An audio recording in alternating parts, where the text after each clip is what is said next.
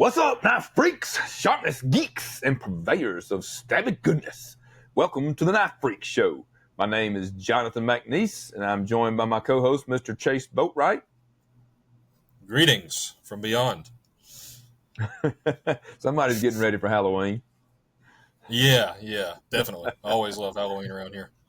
Yeah. Speaking of, before we dive into our normal shop updates, you got anything special planned for Halloween as far as like special knife projects? No, but I really should. I should get on that sooner rather than later since it will be here before I know it. One year I did like an entire batch of Halloween themed knives, and I told myself I was going to do that every year. It just always seems to sneak up on me somehow. What about you? Yes, it does.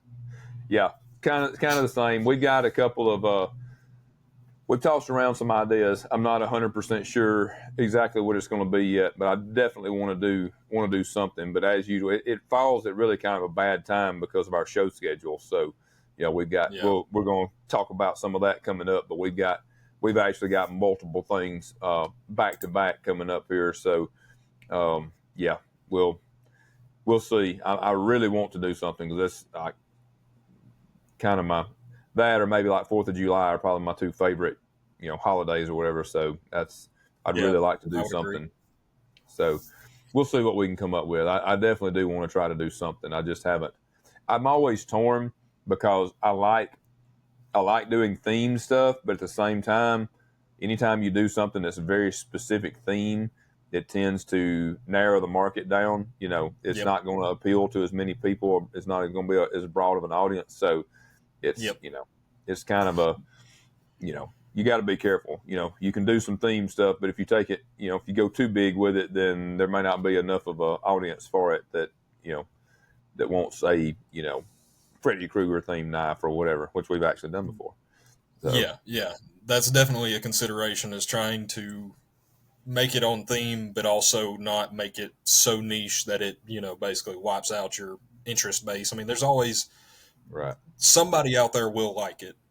Right. But it's a matter of finding that right person that will like it and that will also buy it and, marrying those two. And that's not always the case when you get something that's, sort of, in an already niche product. That's right. Then making it further niche beyond that is sometimes complicated. Agreed. And like for us, it's, I always feel pretty confident that we can do, any kind of theme and probably sell, at least make 5 or 10 of them and be okay. But you start getting beyond that. But then if you're not doing more than that, depending on how involved the project is, then you got to factor in whether it's actually worth taking on. If we can only do, safely do 5 of them and know that there's going to be a buyers for them or whatever. So maybe try to come up with something that's, I always like to think along the lines of maybe something that's, so they could be Halloween themed, but maybe it's not necessarily, doesn't have to be Halloween themed, like just kind of depending on how you look at it. You know what I mean? Yeah. So, and I was telling you about this a minute ago. Like, I just finished a knife that I felt was sort of Halloween-y in a way. It was, purple scales and had a really dark acid wash. So like it's, I felt like it was sort of in that dark, sort of, I guess, gothic, spooky looking thing, but not quite full on pumpkin with a, pumpkin engraving or something on it. Right. Yeah. So you don't want to be like hokey and stuff when you do stuff. I mean, even though there are people out there that kind of like the hokey, kitschy, Yeah, just straight up, like on the nose, like here's a screaming pumpkin or here's a Jason mask and again, we've done some of that stuff and it's always cool, but it definitely, you can see the market shrink when you do that for sure. So, but anyway, so we're going to plan on doing something. Hopefully you will too. I'll be interested to see what you come up with. So, me too. Yeah. Now that I've put the pressure on. So, What about you? How was your week in the shop? It was pretty good. I had a limited time this week, but it was still pretty good. I got 6, 7, I don't remember. I got a batch of fixed blades done and posted a few of them for sale on Friday and sold most of them. And so felt pretty good with that. And that was a batch I'd been working on for a few weeks. And so, What about you? Yeah, very good. Yeah, we've had a We've had a pretty good week. We mentioned it, I guess, the last podcast, but of course we had the interview last time, which we'll touch on in a minute. But we have gotten our new machine in, the new Haas. It's basically another, exactly like the ones we had. Just it has a couple of fairly minor upgrades, but it's essentially the same machine we had. We just added another one to try to be able to keep up with our production schedule. And it's even with that machine, it's already like a challenge of trying to figure out how to schedule what to run, when to run it, and that kind of stuff is already proven to be a challenge. Unfortunately, it wasn't just a magical, here's the new machine and now we can all of a sudden pump out plenty of parts, because I probably should have pulled the trigger on the machine at least a couple of months before I did, and probably need to pull the trigger on another one before the end of the year. So we'll see. You're telling me there's not a magic formula for this? No, unfortunately not. I mean, obviously, another machine equals, more parts being able to be run in a given amount of time. But we were already kind of so far behind, or pushing it so close that just another machine, it doesn't. Part of it, honestly, is the length of time that these programs take. Like, especially like the handle programs is the main thing that we're dealing with. Handles for these Dixons take, I think, now we've shaved a good bit of time off of them. We've also been going back and trying to make our programs as efficient as possible and everything. And we've been able to shave. Props to my machinist Joseph. He popped in here the other day while I was talking to somebody and was like, "Hey, I think I just shaved like what was it, 20 minutes or more off of my." No, it was like 50 minutes off of one handle program. Yeah, when we try to run them, the Op2 programs at least like 2 at a time.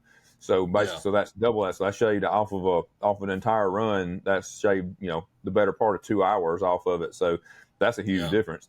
But when you start getting into these programs that run, for example, the handle to run 2, which when I say run 2 programs, that's still only 10 sets of parts.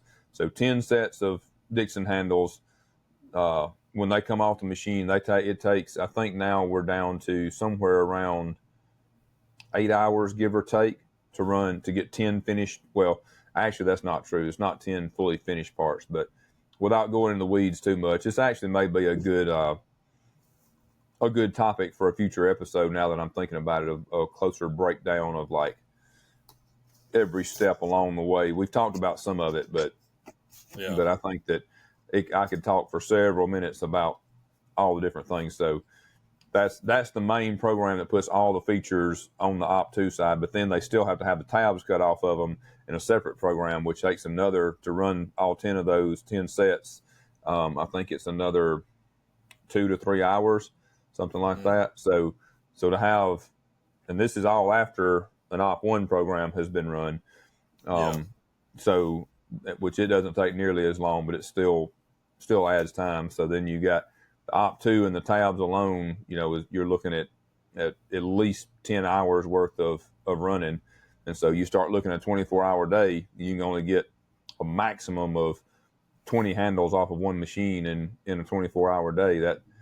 That starts to get pretty tight. And like I said, you still got to do the Op1 programs. We've still got a machine that's running. We got to run clips, which take Op1 on them is like, I want to say Op1 is like 6 or 7 hours, and Op2 is like 8 or 9, something like that to get. But now when they're done, we have like 27, something like 27 clips, assuming that none of them got messed up. So it's not like that's, obviously not per clip, but still that still adds up. That's a lot of time. Yeah. So for a machine, anyway. Like to be tied up. It ties the machine up, right. Yeah. And then that's not counting blade stuff, so it's it's a lot. You start feeling like you've got a bunch of machines and you can get a lot done until you start actually doing the math, and it's like, oh wow, we're still running pretty lean here. Yeah.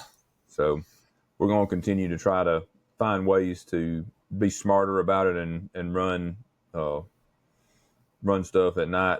Run stuff at night, but make the programs more efficient where we can. we've started sort of trying fine to push tuning. the limit. Yeah, fine tuning, cutting off any excess time where a tool's, moving an excess amount that it doesn't need to, or anywhere we can maybe use. We found a couple of places where we were just kind of stuck in our ways of using certain size tools, and we found a couple of places where we could actually use a bigger tool that would allow us to essentially cover more ground quicker and run it a little bit harder, more aggressive, because the bigger tool is not going to break as easy. So there's probably quite a decent amount of meat left on the bone that we can still, save some time. But all that being said, super happy to have the new machine in and running, and it's doing good. It's flooded the shop a couple of times already, which is pissing me off. But so it's like getting a new puppy. Yeah, no kidding. This so it came, the coolant on it. I'd have to go back and look at the package that I bought. I don't know if it's got an actually different coolant package, or if this one just has the upgraded features just because it's newer. But this one has some coolant nozzles that are down like at the bed, like in the bottom of it, that help blow the chips and stuff towards the trough where the auger takes the chips out of there. And so it's got more coolant flow kind of coming through there, and the coolant drains out of the back of the machine and drains through it drains through a filter basket basically. And if you're not careful, in that filter basket gets a little bit backed up, and the one that came from it on the factory would get backed up almost immediately. So if you've got such a good flow of coolant coming out of the machine, it's draining into that, and it starts to, it's pouring into it faster than it can drain through the filter. And so then it starts to overflow. And I bought a new, fairly expensive new filter basket to replace the generic factory one, and it overflowed with it last night. So I'm not just going to have to make sure that we keep that filter basket on that one like super cleaned out or something, because it's very sensitive to, like I said, I think it's just because we have so much more coolant flow going through the machine. It's basically creating a faster waterfall coming out of the back of the machine, and any little bit of the filter being clogged up is causing it to get backed up enough to overflow. So anyway, I've actually got to go to town when we get off of here and go buy some more oil dry so I can finish getting it put out on the coolant leak from last night. Oh well, yeah, it's always something. Yeah, unfortunately, but that's, in the grand scheme of things, that's fairly minor, so we'll be all right. Yeah. It is cutting parts good, so I can live with it. So yeah, we've had a good week overall. Machine's going good. We've got some stuff, some projects in the works, trying to get a little better at planning ahead and stuff. We got a lot of exciting stuff coming up, so I'm really feeling real psyched out of my mind right now about what all we got coming up. So looking forward to being able to share more stuff as we go forward. But so speaking of being psyched out of our minds, I was pretty psyched when we got to sit down with Mr. Ernest Emerson. That was super cool. That was really cool. I feel like I've gotten several good comments on the podcast and stuff on the interview with him, so I feel like it went over pretty well. I'm sure I could have done a much better job as an interviewer. I'm going to need some practice, but I'm sure I was not much better. I was silent for most of it, but I was trying not to get in the way. I was probably not silent for enough of it. The opposite problem. So just let him, give him a direction, let him talk, and we could have sat there and learned all kinds of stuff. So still did learn a lot. Yeah, to talk a little inside baseball, I guess. It is hard to you're talking to someone and you're wanting to, listen to everything they have to say, but also we're on a time limit when we do this sort of stuff. And so we're sometimes having to condense the conversation to a, certain place, and trying to find a place to interject in is not always the easiest thing. And sometimes, you try to do it with tact, but it's also kind of difficult to do it with tact at times. That's right. Yeah. You want to make sure we hit, kind of the high points that we had outlined that we wanted to go over. And then, but at the same time, you don't want to miss out on a good nugget that may come up in conversation. So it's like, it makes it tough. But, sure. And hats off to all these interviewers out there, podcasters and different hosts, TV show hosts and stuff that are actually good at good at that. That's definitely a skill set.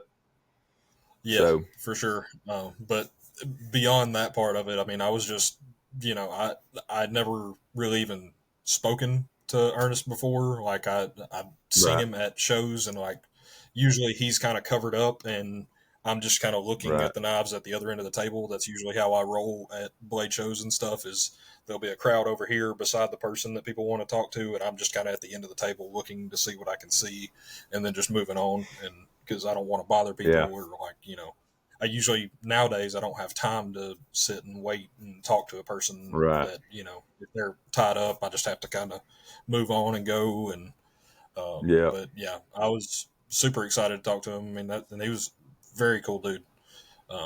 Yes, like down to earth, humble, very much, just chill dude.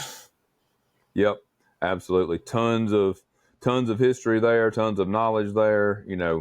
Done incredible things for the industry. So super cool to be able to sit down and talk to him. That was for sure awesome. And I, of course, was particularly interested in his thoughts about all the Chinese companies and that kind of stuff. So that was good to hear. A like-minded thinker / business owner or whatever. So I had a feeling it would be similar beats on that, but it was, still good to hear his points that he brought up and all that. And he's been there, like I said, I even kind of have, but been there long enough to have seen kind of the rise of more of it, but he's been there, seen even more of it than I have. So it was definitely good to hear his take on it. For sure. So, yeah. With that though, we'd keep your for you guys listening, keep your suggestions coming in on other interviews you'd want to see, or if you have any what's the word I'm looking for, constructive criticism on our interviewing skills, or things you might want to hear from us, asking the guests and stuff. Please let us know. Yeah, and we for sure. I don't know how often. It'll probably just depend on the people that we try to, coordinating with the people that we want to get on here, but definitely going to try to start making that a at least semi-regular thing. I got a couple of people that I've already talked to about it. Was just a matter of getting a time lined up and stuff, that kind of thing. So we're definitely going to do more of that going forward. That was fun. I hope it was enjoyable for you guys and brought some value to you. So, and my goal, as I kind of said before his podcast, was my goal is maybe hit some sides of stuff that aren't just the typical interview of, hey, what's your history?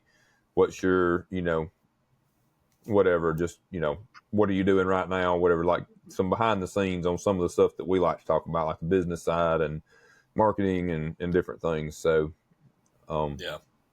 that's, I'd really like to dig. There's a lot of people's brains that I want to dig into on some of that. So we're going to continue to try to do that. There's one brain in particular that I'm pretty sure you've already reached out to, that I'm kind of scared to get into the dark parts of that brain. But anyway. Yeah. There's some that may be a little tricky, but that's all right. Yeah. It should be fun either way. Yeah, for sure. All right. So, look for more of that. And then as far as what kind of stuff is coming up on the horizon, as far as news or anything like that, I believe Blade Show West is the next big thing coming up pretty quickly. Yes. Be here before you know it. It's October 10th and 11th, and it's in Salt Lake City, Utah. And as we've mentioned before, I will not be there, but the McNeese team will be there. I believe you and Amy are going. Is that right? Yep, that's right. Yep, it'll just be me and her. We will be there, and hopefully have some really, really cool stuff for you. And definitely Dixons. We're gonna have some Mac 2s. Gonna try to bring a decent amount of swag and stuff to this show. Traditionally we haven't brought a ton of swag and stuff to some of the shows we have to travel farther to, particularly the ones we have to fly to. But we're gonna try to make that happened this year and have at least some stuff. We've got a couple of special things planned, so we'll see how that goes. But really looking forward to it. It was a really fun show last year. Great people out there. Looking forward to getting to talk to a lot of people again and meet more people. So really looking forward to it. For sure. Wish it was closer. That's basically all my my only complaint about it is I don't do well flying, and so that one's a bit far for me to have to drive at this point in my life with the youngin and all that. So that's a lot of time out of your schedule devoted to driving. I know a couple of other makers that do drive, then it's a lot. So that's also, lost work days as well, exactly, sort of stack up, and, I would have to leave on like Tuesday or something to get out there by, whatever. Right. I haven't GPSed it, but I know it's a long way away. Yeah. I don't remember exactly how far the drive is either, but it's far enough that we're not willing to do it. I mean, we would if we had to probably, but at this point, it just makes sense for us to fly. So looking forward to that, and we will be at booth 226 there, guys. Before I forget to mention that, so make sure you come see us. It's not a huge show, so you shouldn't have any trouble finding us. But come see us, and at the very least, come shake our hand and chat a little bit. Yeah, so sure. Really looking forward to that. Yeah. I hope y'all do well, and hope everybody else going out there enjoys it and all that stuff. Me too. And actually, I know that I kind of acted like I was done with that, but it just occurred to me that I should probably mention, because the following weekend, whatever the date is, so we'll be coming back. I'll be back at the shop on Monday, and by like Thursday, we will be leaving again to go up to Pigeon Forge to Smoky Mountain Knife Works. And they're having a rep weekend up there, and Amy and I will be there working the counter, working behind the counter at the McNeese Knives section. So I think we've got a couple of things planned to try to take up some special stuff as we go. So anybody that's in the area up there, please, by all means, that's going to be I'd hate to be standing behind the counter all day and not get to talk to anybody. So come see us. They may put me to work. They'll have me out there sweeping the floor if nobody's at the counter. So you guys come on and keep me from having to sweep the floor. Put you in the Savivi section. That would go over real well. Real well. I figure I'd get about 2 minutes before I'd be kicked out of there. So probably, yeah. Maybe that. But anyway, so yes, that should be a lot of fun, though. I think, I'm sorry, I'm not prepared with the dates. I believe it's all 3 days. I think we're going to be there Friday, Saturday, and Sunday in the store, that whatever the dates are that following weekend. So gotcha. You guys check that out. Just go to Smoky Mountain Knife Works and on their website, and they probably already got the details up there. And there will be, of course, I want you to come see us, but there's going to be reps from probably most of the other major manufacturers there as well. So it's a really good, if you're within driving distance of there, then, it's always a good idea to go in Smoky Mountain Knife Works. It's like freaking Disneyland for knife freaks. So this is the perfect time to go when there's going to be, dealer reps there, so that you can actually get to talk to people that, normally wouldn't be there. So, so highly encourage you to come out and do that. That should be a good time. This will be the first time we've ever done it, so I'm pretty jacked about it. Sweet. Yeah, so might have to see if I can make my way up to. It's been a while since I've been to the mountains. Yeah, and that's a reasonable drive. Anybody over here kind of in the southeast, that's not too bad of a drive from pretty much anywhere in the southeast. So I think that's got that wrapped up. The upcoming events for the moment. I was moving on into my next little dealio, and in case, some of y'all might not have noticed, but I have started to notice that there are these things falling out of trees that are turning different colors than green, and there are rumblings, and it's getting a little cooler outside in the morning and stuff, and so I believe that means deer season is approaching. And yes, it is. Well, I have hunted. I've never it just, I guess the bug never bit me like it does other people. I know it certainly bit you, for example. Oh yeah. Yep. For pretty much my whole life, I've been cursed maybe with the hunting bug. So Yeah. definitely. Now I will say, for the past, honestly, as the business has grown, my hunting has shrunk, because I just, All my hobbies have. Yeah. yeah, that's just the way it goes. Yeah. But I will say though that over the last couple of years, you know, I've been able to, partly because when we moved on, it's been more than a couple of years now that we've been in the new shop, but where we moved the new shop to is basically right in the middle of where I hunted anyway.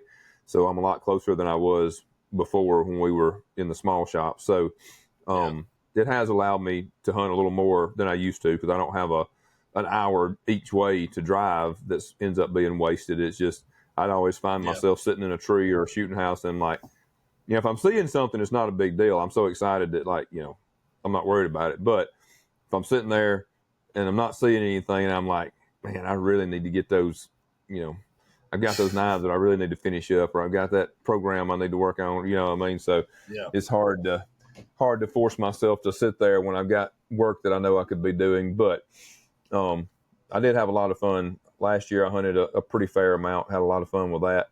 And planning on it this year already. Actually, I told Chase before we started, I actually was just in the woods a couple hours ago putting out some corn in front of my cameras, trying to get a idea of what we've got lurking around this year, and already got my eye on a couple of pretty decent ones. So, yeah. I guess that's why it's kind of in my head. My stepdad's been going down to his hunting club, getting everything ready, putting out deer, putting out corn, and setting up cameras, and making sure everything's getting his camper back in order and all that. And my neighbors behind me have been putting out corn and stuff, and just kind of preparing. And I've also been working on a few of my hunter pattern, and so me being equating everything to knives, basically I had the idea of sort of asking you, or sort of putting it out there, of what to look for in a hunting knife. Because like I said, I've dressed deer, not ones that I've shot, but I've helped, I guess, dress deer, and I've done some of that stuff, and I've killed a few animals and field dressed them and stuff, but not nearly to the extent as some other people. And I know like what a good hunting knife is, but I feel like you're more qualified to speak on that subject than me. So yeah, I've definitely gotten my hands dirty more than a couple of times with field dressing, and I've done field dressing all the way up to. And to be honest, most of the time at this point, like, we got a really good processor here locally, and I usually field dress them and then take them to the processor for everything else. But I have, broken them completely down, completely processed them myself too. So yeah, I've done a little bit of everything with it. And so I think first, to get into this discussion, we need to talk about, it's a pretty vague term to say what makes a good hunting knife, right? Yes. It really all depends. It's just like we say with everything else. It depends on what you actually are planning on doing with it, right? Mm-hmm. So, for example, for some people, the way they hunt, they're going out, backpacking in to places and camping, and being in the woods for days at a time. Maybe spot and stalk kind of stuff, where they're they need to be light and nimble, versus somebody that's parking and walking 50 yards to go sit in a shooting house, or to a tree stand, or a tree stand or something like that. Completely different scenarios as far as what you could potentially need. So in the first scenario where you're going in, you may want to, if you're trying to keep it light, which you probably are, because you're not trying to haul tons of weight in to pack in and camp and hunt from a base camp or whatever.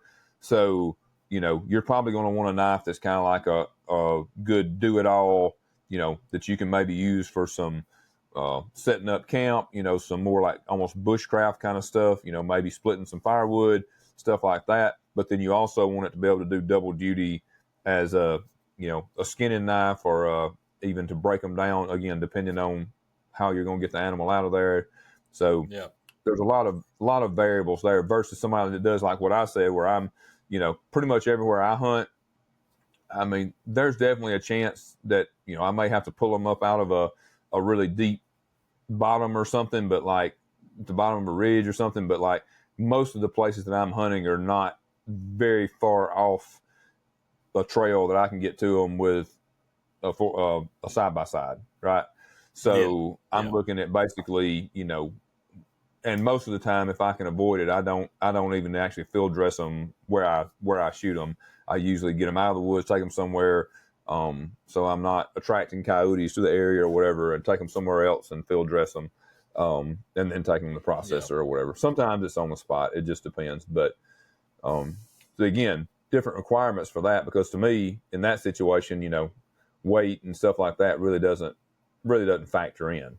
So but at the same time, the person that's packed in somewhere and they've got to pack the animal out, some of them may be just field dressing them and carry them out that way. But I know a lot of the people also like break them down into hindquarters and manageable size pieces of meat and pack that up in their backpacks and haul that out. So in that case, you want to make sure you've got a knife that can handle all of that and not just the skinning. And so there's a lot of different variables. And then also, thinking about, do you want to factor in whether you have something that's going to help you, kind of like the people packing in? Well, in any scenario, you could potentially get stranded in the woods or something, even in the less remote situations like I was describing. There's always the potential that something could happen and you might need your knife for more of a survival kind of thing. So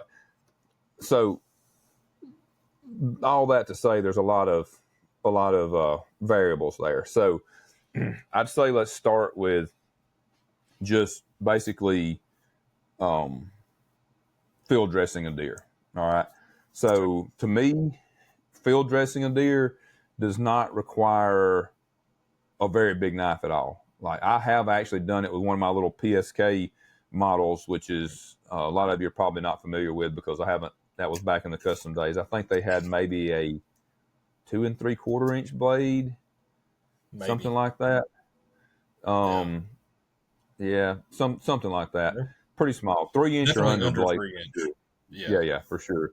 The only disadvantage I would say that gave me on field dressing one was just because of the shorter blade length, and without getting too graphic here, when you're reaching up inside the animal to cut stuff loose, obviously the shorter the blade is, the farther you've got to actually reach up in there with your hand and arm. So a little bit longer blade is, probably preferable, but you for sure can do it with even a small blade like that. I mean, it will do everything that you need to do to field dress a deer for sure. And I would, probably the same thing even with an elk.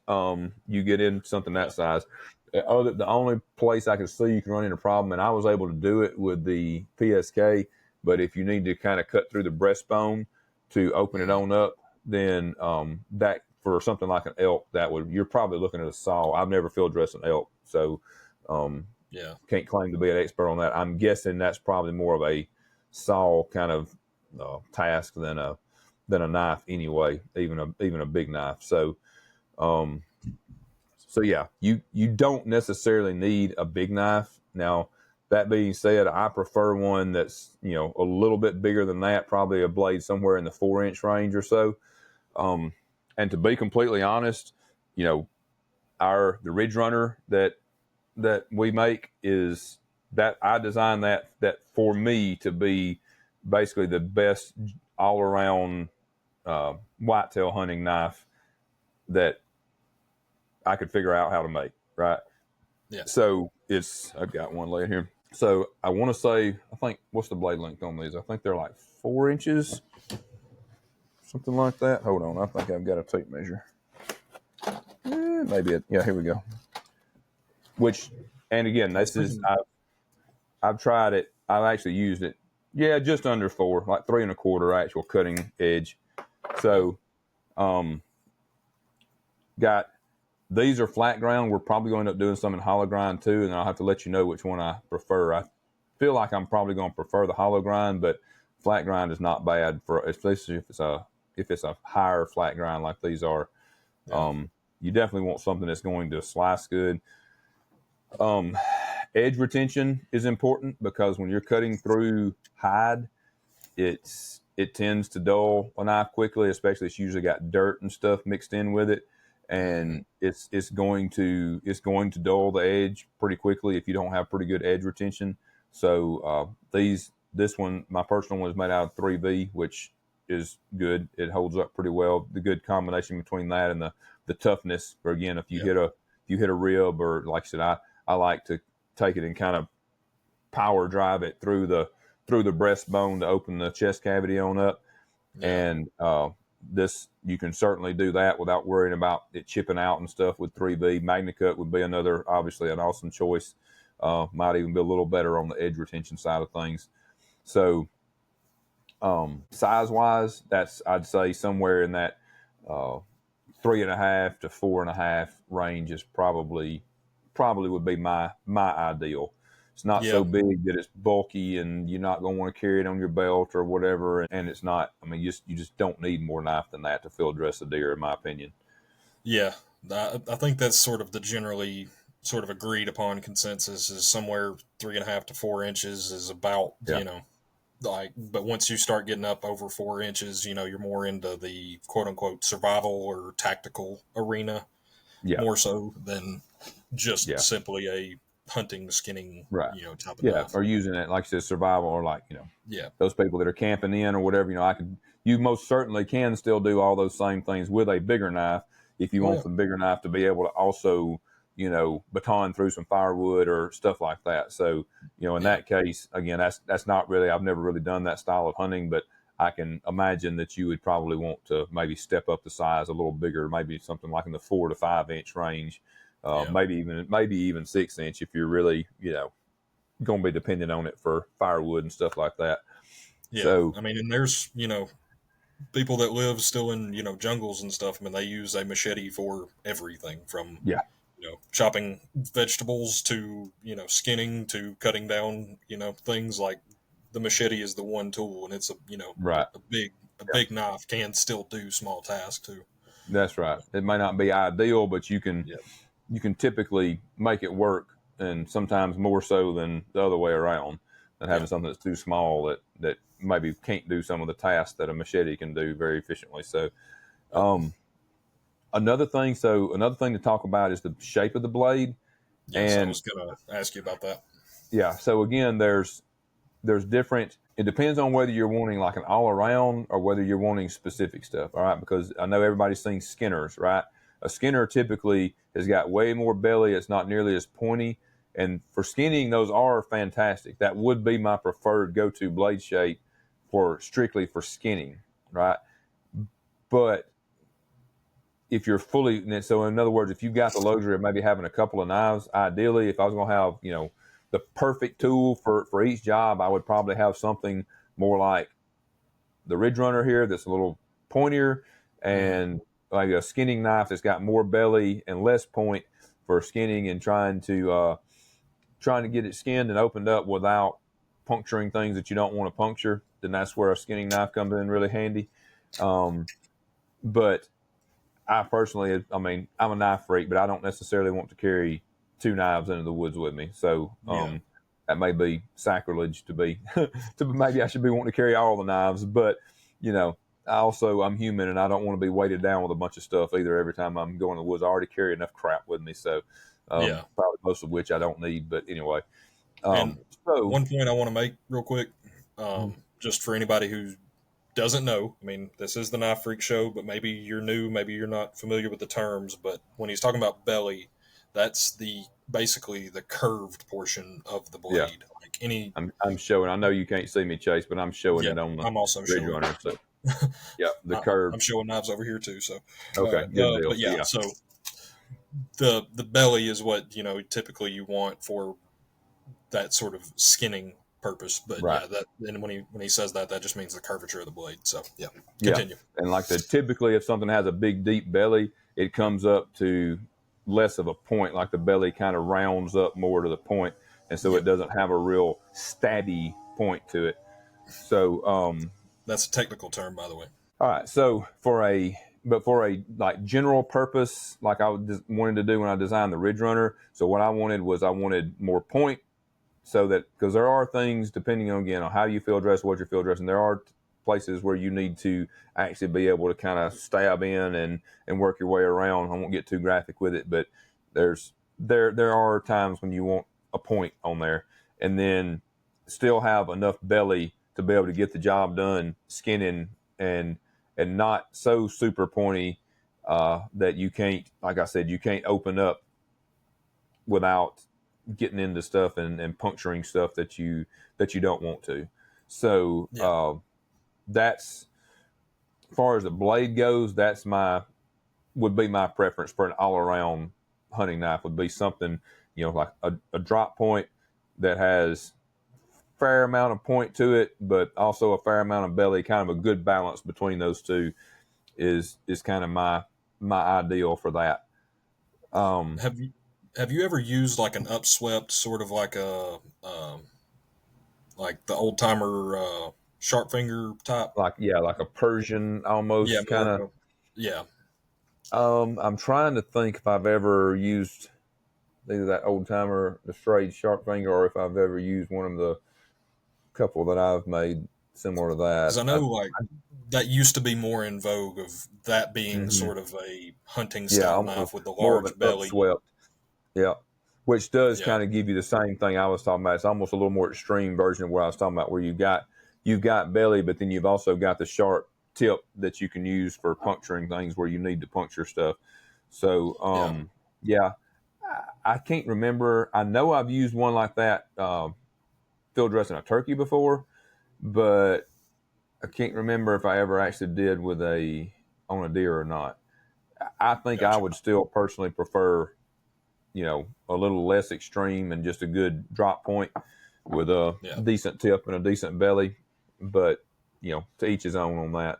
I definitely wouldn't, I was just curious because I've heard that style was a lot more popular, like pre-70s, pre-Loveless era, back when most things were forged and the stock removal method wasn't as popular. That sort of upswept tip that you kind of get naturally from forging. And so I was just curious while we were on the subject of blade shapes. Right. Yeah, and I don't know if that was something that was by design, because of the end use, or if it was more to do with something about the manufacturing side of it that made it easier to produce them like that or whatever. But I definitely wouldn't argue with somebody that said that they like to, use a blade shape like that for cleaning a deer, because it would certainly work fine. While we're there, and while you said something about it also, on the manufacturing side, I would say that an upswept tip would be, I guess, less cost efficient than a forging method of making an upswept tip like that, because of the way we buy steel. Even if you're talking about in terms of nesting it in a water jet sheet, it's going to take up more steel because of that high sweep, high bend. That's a lot of footprint area, I guess, compared to a traditional drop point or clip point or something like that. Yeah, if it's a very aggressive upswept tip, then you would probably end up with a little more waste in your steel, I would think. So less yield out of a sheet, or less yield out of a bar. In my case, if I were to make something like that, I'd probably have to buy a wider bar than I typically buy to be able to fit that blade shape in there. That's right. So, I don't think there's anything wrong with those. My personal preference just tends to be more straightforward, just a nice, kind of in between drop point, not too. But now you'll notice that the drop point on if I can find the camera, drop point on the Ridge Runner is still probably a little pointier, stabbier than some of the Loveless drop point designs like you were talking about. They probably they lean a little more towards the more belly, less point, and I kind of went the other way with it, because again, there's at least with the way I clean deer, there's a time and a place for needing something that's going to be kind of stabby and puncture good. So that was why I leaned that way. Gotcha. But And I would say for, to kind of round out the discussion on at least the blade side of things, I do like having some jimping on there because, again, you're going to be working on, your hands are going to get slick and sticky, both kind of at the same time. So having something that will help you hold on to it is good. Having a good guard or choil or something to make sure that you're on the work, the dangerous side of it, that your finger can't slip off for those same reasons. So your hand's slick. You don't want your hand sliding up there. So I would say some sort of a way to hold on to it well. If it's not a full on actual guard or a choil or whatever, but something that secures your hand in place well, so that you're not worried about your fingers slipping up on the edge of the blade. So like my Mudlark that I'm showing on screen now, like it just goes from handle to sharpened blade. There's not like a self guard. There's not a single finger choil with like a traditional ricasso or anything like that that's blocking. So I wouldn't necessarily think this would be preferable for skinning. I mean, it does have the blade shape, it does have all that, and I'm sure it would work in the hands of a skilled person, but it does, not really provide that slippery, defense, I guess, or that, that extra a little bit of sliding up on the blade. A little bit of extra safety and just, confidence in knowing that because again, sometimes you're reaching up inside the chest cavity kind of blindly, cutting away at stuff. Like it's nice to know that your hand's not going to go anywhere and you're not going to come back with a mix of the deer's blood and your blood both on your hand. So there's already blood everywhere. You don't want to open the path to yours in that mix. No, for sure. I would prefer not to. So and the last thing I would say would be on the kind of a combination of like blade thickness and the grinds. We already kind of mentioned the grinds. And some of this factors into the blade steel, just like we've talked about before in discussions about ideal blade steels and all the different factors that factor into that. But I prefer something that has a decent sized blade thickness to it. The blade stock, at least something. I would say at least 1/8 of an inch. Now the argument could be made that you could probably go a little thinner than that and be fine, especially depending on the length of the blade. If you're working on one that's a little bit shorter blade, you could probably get by with a little bit thinner. But I like mine to be just a little bit more on the beefy side. So I think these come in. I think the Ridge Runners come in at like 130 or 135. I can't remember for sure. I should probably know that. But not super beefy. It's not like a big 1/4 inch stock or anything. But I'm definitely not worried about snapping this thing off with anything I'd be doing cleaning a deer. But then also making sure that the grind is done, in this case, since it's a flat grind, it's done high enough and taken down to thin enough at the edge, which goes back to the discussions we've had before about the blade steel choices and the heat treat choices, and making sure that you can take the edge thin enough to make a really good working edge without sacrificing strength and stuff like that. So, because you certainly don't want your edge chipping out on you while you're out there in the field trying to dress something.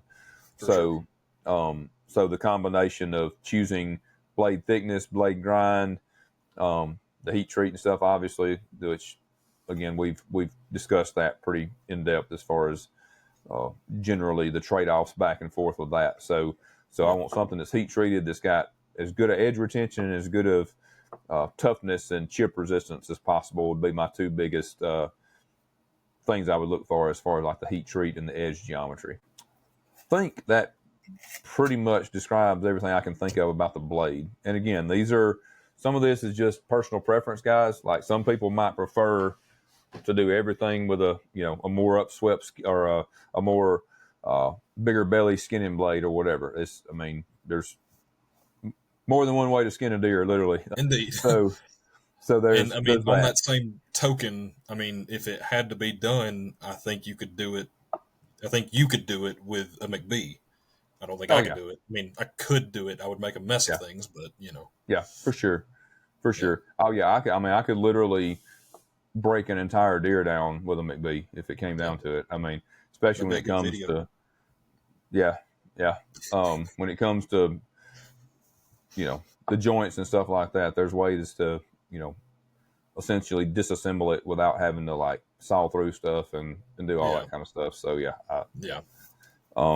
But if we're talking about kind of ideals, this is like I said, pretty close to what I consider an ideal, at least for whitetail sized game knife. So, moving on to the handle, nothing super specific. Again, different people have different tastes when it comes to the handle and stuff.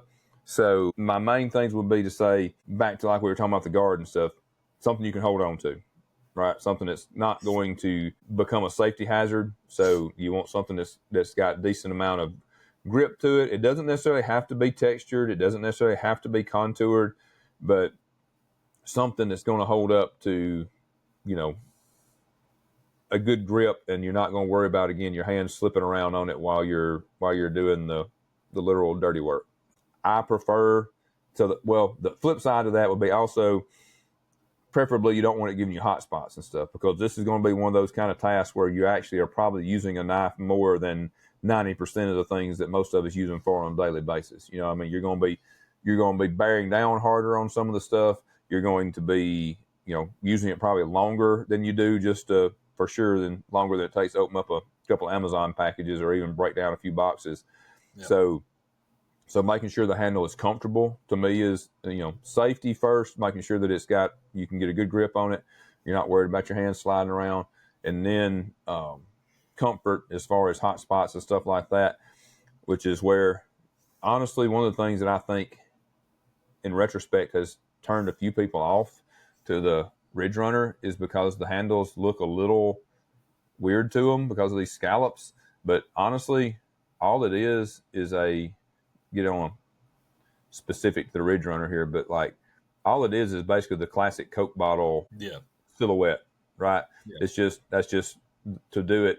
It's a little less. Usually, if I do it by hand, it's a little more blended at the edges of these scallops or whatever.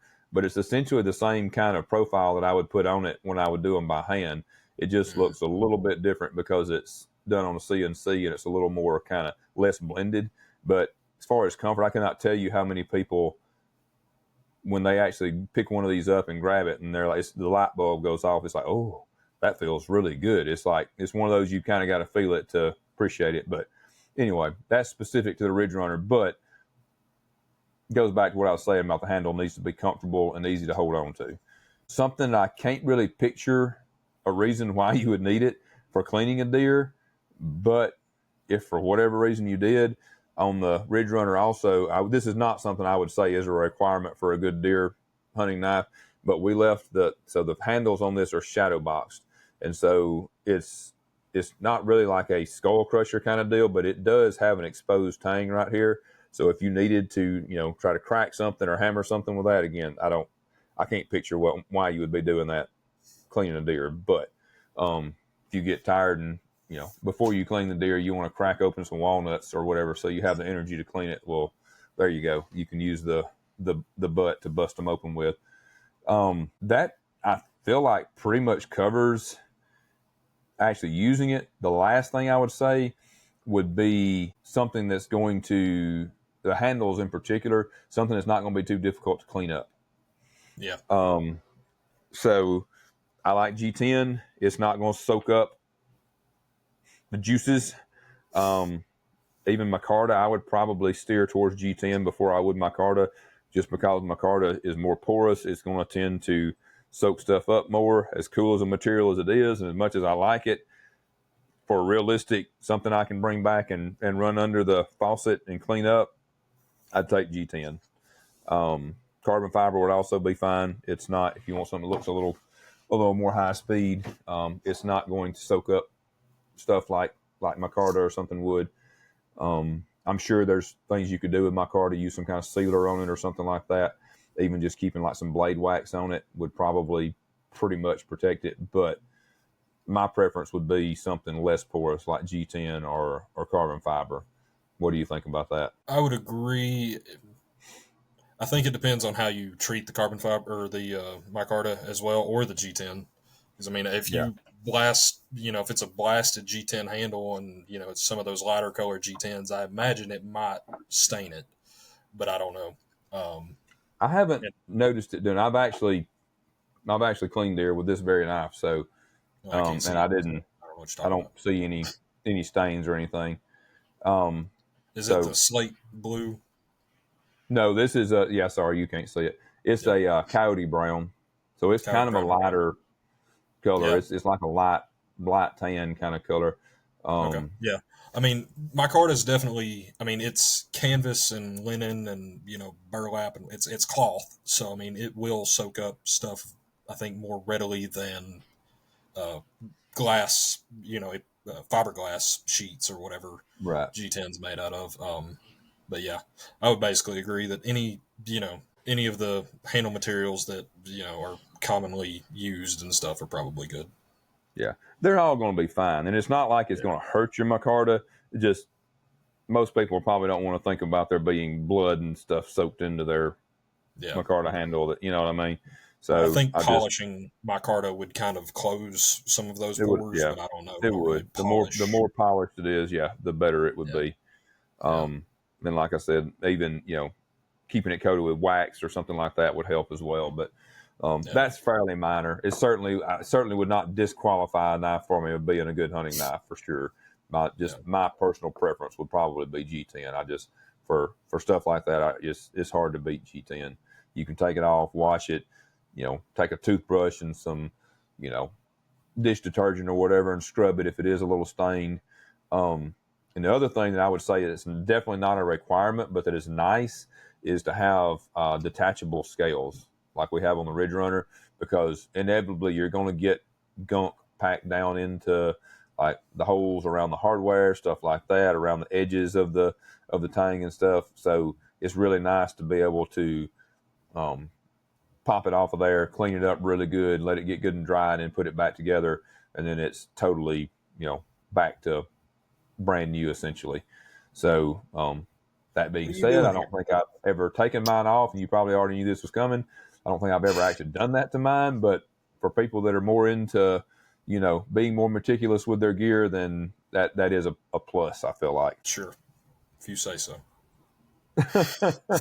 It's not a requirement by any means. No, it's just one of those things that's kind of nice to be able to, because again, like it is, you're going to get stuff packed down in around and sure, you could get it out without taking the handle off, but when you can just take out 3 screws or however many, in this case 3 screws, take everything completely apart, clean it really good inside and out, and then oil it, dry it, put it back together or whatever. So, but no, I see what's happening. You're hating on micarta, you're hating on epoxy on handles. I see what's happening. Keep in mind, I can't even see what you're showing. So nothing. But I use mostly micarta, and I do not do removable scales because Well, and I very rarely did. Well, that's a manufacturer preference for me. I understand the appeal of it as a customer, and being able to take the scales off. And I've got knives that I've bought that have removable scales, and I like them just fine. It's just as the person making it, I definitely prefer epoxied on handles because they don't move, they don't wiggle, they don't misalign themselves overnight. They don't do any of that. They stay where they are because I glued them in place. There's definitely some positives to it, and by that same note too, like I could see the advantage, if you have one like this, because there's not actually a seal, there's not epoxy between the scale and the handle and the metal, so liquids are going to make their way in there. I mean, that's not an airtight seal around this thing, so if you don't take it apart and clean it over time, stuff will seep in there. Whereas with the build that you're talking about, if it's totally sealed up with micarta, it's not going, or with a epoxy, it's not getting past that epoxy. So you basically create a seal all the way. The tang where it's exposed is the only thing getting exposed to any of the elements. So I could see that, to be clear, potentially an advantage. Yeah, I mean, I'm not arguing with you. You just felt like you were attacking me for a moment, so I figured I'd fight back. No, I mean, I use micarta and stuff too. And I love micarta, and I've done tons of stuff glued on. And honestly, like you said, the biggest reason we do them screwed on now is the manufacturing side of it, and the fact of being able to provide people with aftermarket scales so they can change them around. So it's almost more like a different business model than it is an actual like technical decision. But 100%. And yeah, to make removable scales the way I do it would basically be, the scales that started on the knife would become unusable by the time I put the second set of scales on them, because I'm not doing them with a CNC. I actually grind them flush with the tang of the blade. So that's not like a service I can reasonably offer. So I just figured, but if they're not going to move, make them not move. Yeah, same thing I did basically when I think I maybe made just a small handful that had removable scales as custom, but almost all of them were for sure glue on. So no, not hating on them. And there's pros and cons to either one. If you, like I said, if you're going to be okay with taking it apart and cleaning it, I see that kind of as an advantage. But if you're kind of like me, that's not probably going to take it apart and clean it too often, then you might be better off with them glued on, so stuff's not getting up under there in places that you don't want it. So, but either way, something that's not too hard to clean.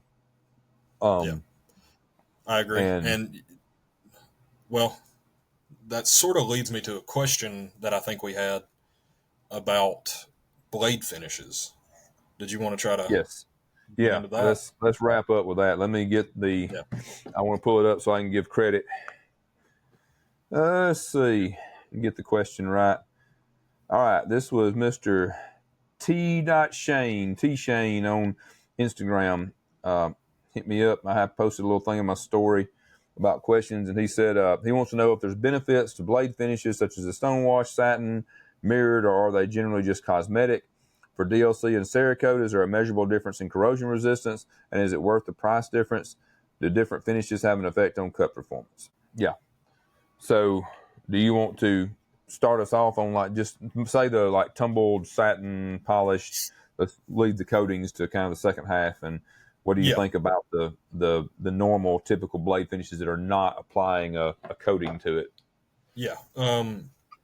Typically, like if we're talking about corrosion resistance in terms of like for a hunting knife, I mean, as far as anything that actually affects the cutting, the only one that I would know of that would be hindering to that process is powder coat, which I don't think people really use powder coat much anymore for coating blades because it generates significant thickness onto the actual, material. Like it actually adds a layer that's pretty thick. Well, I guess SE does, and SE are good knives. I'm not hating on that, but like that would be the only one I would say would create more friction within the cut.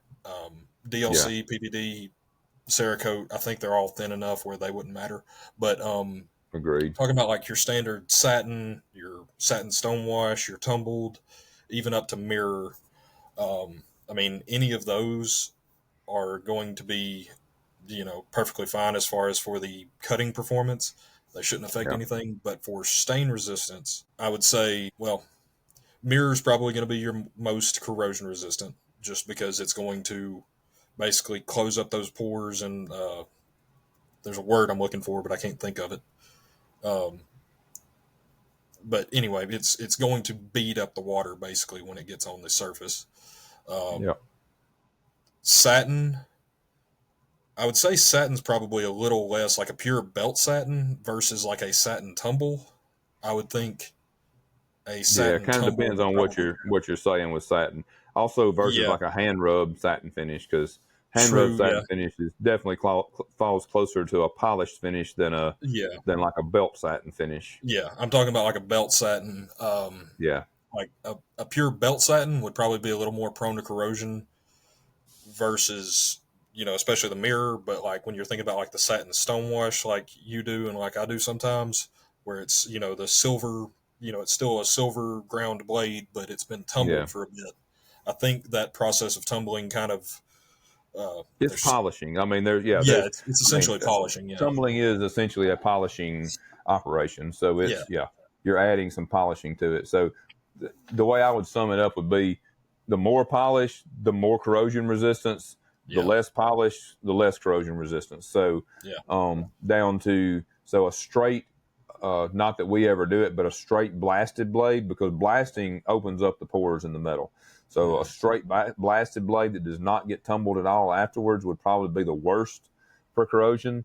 And then the blasted and tumbled, a shorter tumble. So like, to be honest, our atomic finish is not a real long tumble after we blast it. It's not the most corrosion resistance there is out there.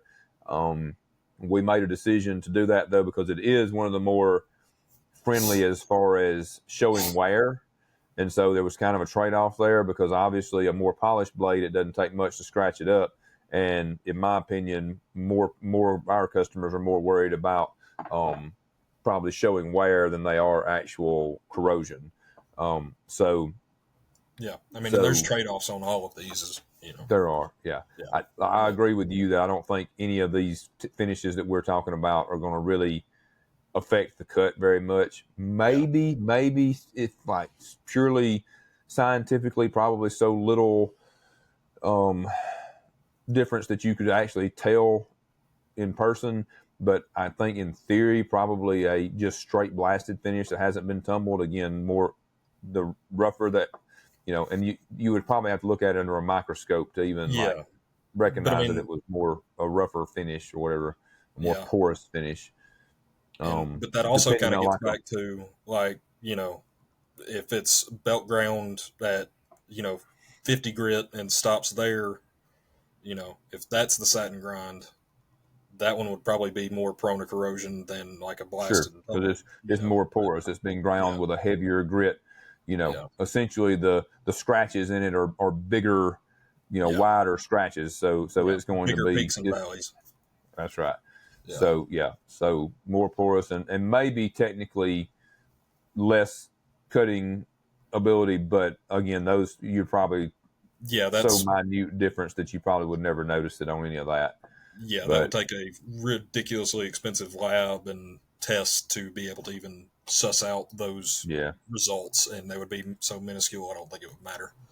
Yeah, but the corrosion resistance for sure. Essentially, just always think about it as more polished is better corrosion resistance, less polished is less corrosion resistance. So, and again, blasting opens up the pores, makes it less polished, and then the more you tumble it, or if you don't blast it again, if you leave a satin finish on it, like Chase said, and then you tumble it, that's polishing it some. Or, there's also people that do a full kind of polished finish and then tumble it. So it's almost like a mirror polish, maybe not quite all the way to a mirror, but a pretty high polish, and then tumble it, on top of that, so that you have a good combination of the corrosion resistance and the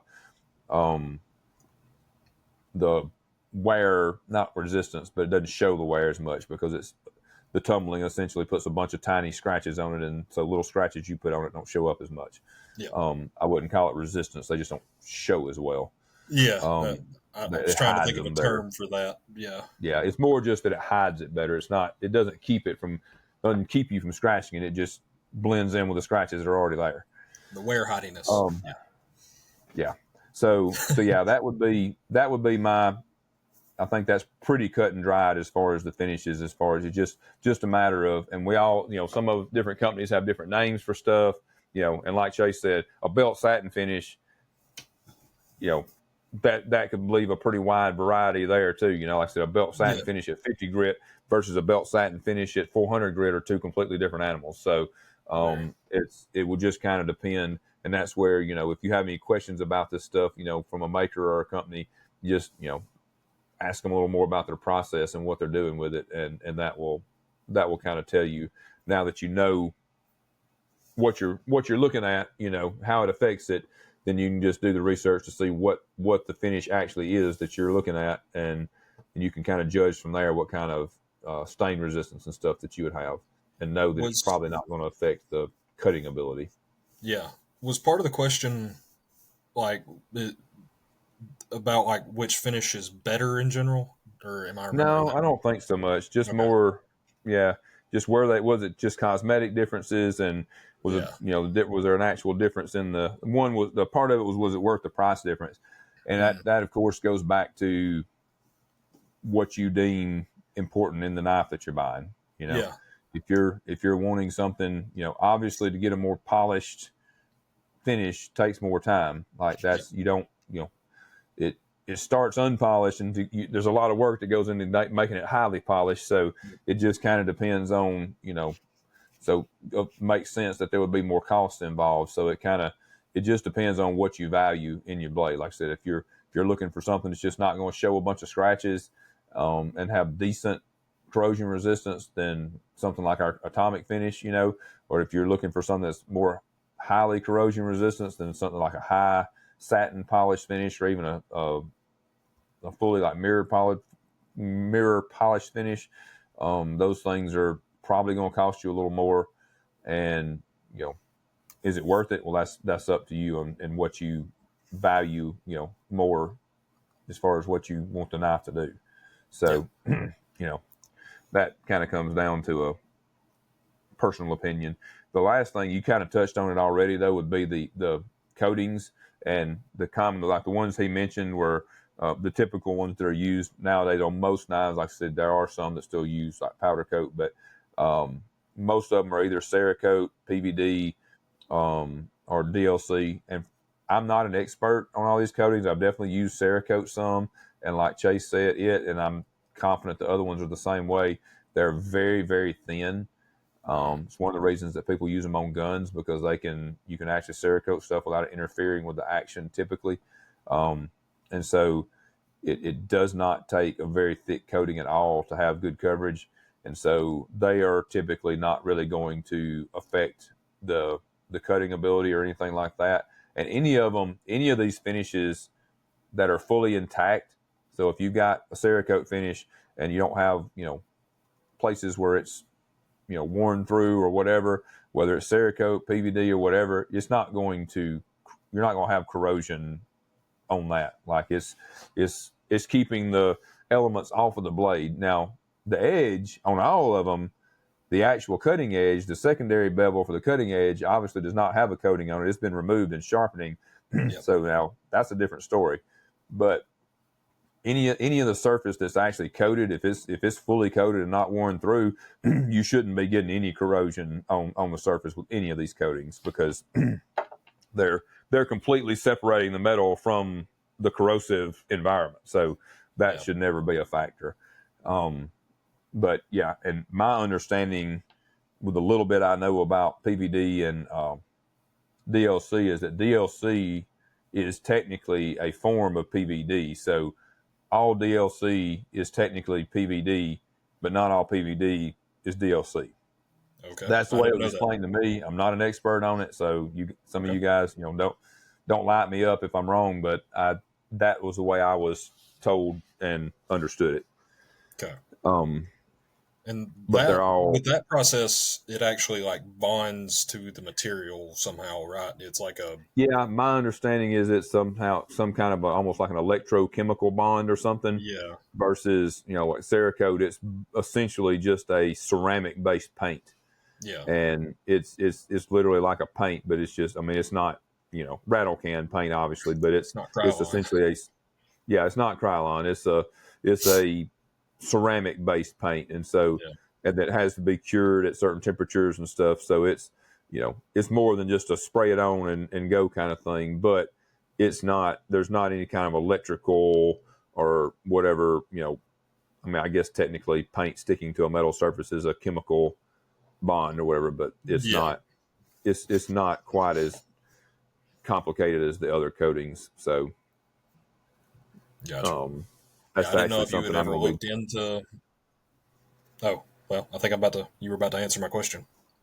Yeah, I'm fixing to start learning more about some of the PVD and DLC. So sweet. We'll see what comes of it. But yeah, that's something I think just because I knew it was something that I had to send off to get done, and it's just always something I've kind of put on the back burner, and just hadn't decided to dive into it. But I am starting to look at it a little bit more now. So take that for what it's worth. All right. I know you had one other question that you were considering possibly answering. Do you want to do that or not? Oh yeah. I almost forgot which one. Yeah, it's pretty simple. So I had let me get the name again. This is again kind of a personal.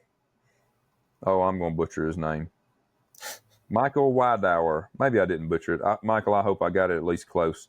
If not, I apologize. On Instagram, he had asked me about whether we were going to be bringing any new milling patterns to Blade West, and probably not anything newer than the frag. We're going to bring frags.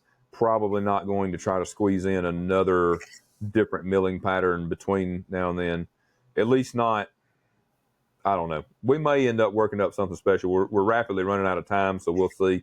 We may end up doing something, but probably not something like, we're probably not going to be doing like our fastback or our shockwave or whatever, or jigged, any of that. But it's not impossible. I may come up with something new to do on a few of them, but probably not a full blown milling pattern exactly. So that didn't really answer your question, but not any of our traditional milling patterns that we've done on the Mac 2. So we're not going, like I said, not fastbacks or any of those. I might come up with something completely different to do that we'll see. But I'm excited to see a shockwave rendition on a Dixon. I think me too. Be cool. All of them, I think, after seeing the frag on them, the effect that it has on them by it being 3D essentially because of them being contoured it takes them to a whole new level with the milling patterns. So I'm really anxious to see those. We'll see, but maybe something milled-ish for Blade West, but not any of those patterns that we've done previously. Put it that way. It's a hint. So and again, that's a big maybe because we're running out of time really quickly. Us getting this new machine in, which was something we had to have, and I'm super happy to have it. But there's a good bit of time goes into getting a new machine up and running, making pallets, getting the programs on there, all that stuff, and making sure everything's running right. And get it to quit flooding the shop. That was kind of bad timing as far as leaving time to get new stuff done before Blade West. But we'll see what we can do. Yeah, and you only got like 3 weeks, I guess. So it's looking at the calendar, it's coming up really quick, which we're in pretty good shape. We've got some stuff set back. Just special project kind of stuff is the only thing that may be questionable. So I think that kind of wraps it up pretty well. That's what we get. Yeah, for sure. All right, so Chase and I have talked about it a little bit. I'm not going to put him on the spot completely here, but we've got a couple of things besides doing the interviews with other people in the industry for the show. I've got at least one other idea we may do to mix the show up. So we'll leave that pretty vague too, leave you guys scratching your heads. But I think if we're able to do it, I think you guys will really enjoy it. So we'll see. But we'll keep that under our hat just a little bit longer. And I think that should pretty much wrap us up. So we greatly appreciate you guys listening to us. We appreciate the support. Appreciate you guys, all the comments and feedback we got on last week's episode. And I feel pretty good about the show when we're able to get somebody as iconic as Ernest Emerson on here. I feel like we're actually making an impression on at least a couple of people. So that's fantastic. So definitely. Please keep letting us know what you want to hear. Questions, ideas, comments, good, bad, or ugly. Yes. We're open to hearing them. Yeah, and you can either leave those in the comments on YouTube, or I believe Spotify has comments as well, or you can email us to knifefreakshow@gmail.com, and that's knifefreakshow@gmail.com with one S. So any questions, suggestions, knife stories like we've talked about before, future guest ideas, all that sort of stuff. You can find him at McNeeseKnives.com and on Instagram, Facebook, all those places. I'm BoatRideBladeworks.wixsite.com, BoatRideBladeworks on Instagram and Facebook. And I believe that's it. Yep. And we appreciate you guys' support. No, we really appreciate you guys. Without y'all, we'd just be a couple of rednecks sitting here running our mouth. So we appreciate that you're willing to listen. So for sure. Thank you guys. I hope you have a fantastic week. And let your freak flag fly.